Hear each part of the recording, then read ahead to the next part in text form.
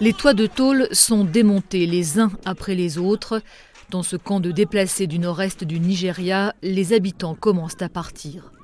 Les autorités ont en effet décidé de fermer d'ici 4 ans tous les camps de Maiduguri, capitale de l'État du Borno. Des centaines de milliers de déplacés se retrouvent ainsi poussés à rentrer chez eux dans des zones qu'ils ont fuies il y a des années parce qu'elles étaient tombées aux mains des djihadistes. Le gouvernement dit vouloir en finir avec la dépendance à l'aide humanitaire et rendre autonomie et dignité à tous ces Nigérians. Il est donc pressé de les voir retourner travailler dans les champs ou pêcher pour subvenir à leurs besoins. Certains disent se réjouir à l'idée de quitter enfin des camps où leurs conditions de vie sont difficiles. Je suis profondément heureuse de pouvoir rentrer chez nous, dans notre maison ancestrale.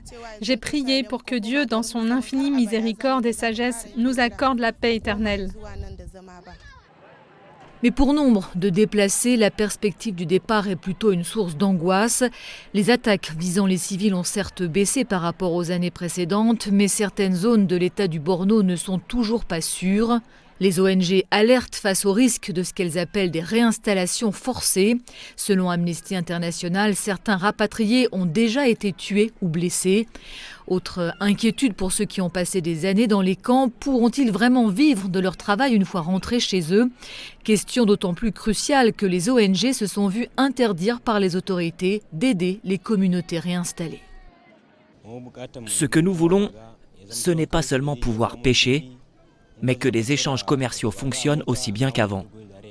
Nous voulons que la situation nous permette d'exporter le poisson là où il y a une forte demande.